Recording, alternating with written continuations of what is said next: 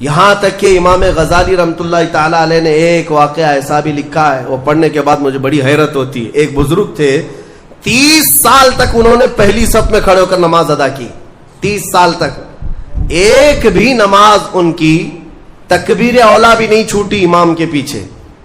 تکبیر اولا، امام جب پہلی تکبیر باندھ رہا ہے اس تکبیر میں وہ حاضر رہتے تھے، جماعت تو دور کی بات ہے، چھوٹنا پہلی تکبیر کبھی نہیں چھوٹی 30 سال تک۔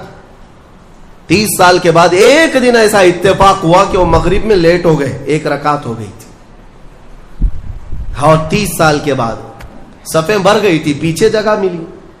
وہ آئے اور کہا آج اگر میں پیچھے نماز پڑھوں گا سب گھوم گھوم کے مجھے دیکھیں گے۔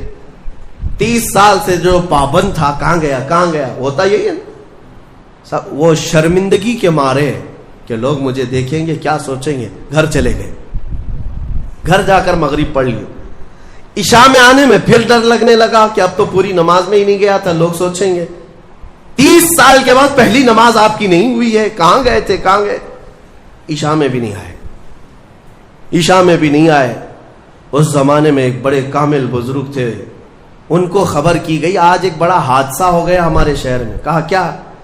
کہا فلاں بزرگ جو 30 سال سے مسجد میں تکبیر اولا کی بھی پابندی کرتے تھے آج وہ غائب ہے۔ تو اس بزرگ نے فرمایا چلو ہم ملتے ہیں۔ جا کر کے ملے کہ کیا ہے، طبیعت خراب ہو گئی، علیل ہو گئی، کیا ہوا؟ انہوں نے کہا کچھ ہوا نہیں لیکن تھوڑا سا لیٹ ہو گیا مغرب میں، اور پھر پیچھے جگہ مل گئی 5-6 صفوں کے پیچھے۔ میں نے یہ سوچا کہ لوگ بعد میں کیا کہیں گے، لوگ کیا کہیں گے کہ اتنے سالوں کی پابندی کے بعد آج تمہاری پہلی صف بھی نہیں ہوئی، پہلی تکبیر بھی نہیں ہوئی۔ اس بزرگ نے کہا کس سے؟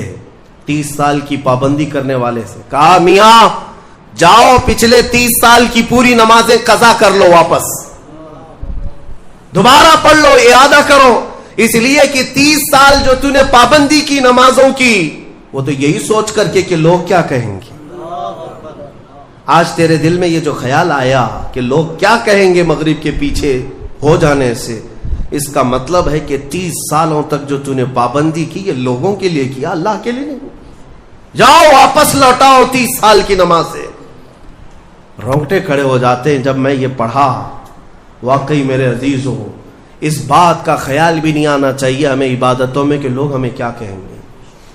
اللہ رب العزت کا ذکر ایسے کرو کہ مدہوش ہو جاؤ، صرف میرا مولا مجھے دیکھ رہا ہے، دنیا کیا کہہ رہی اس سے ہمیں کیا غرض ہے۔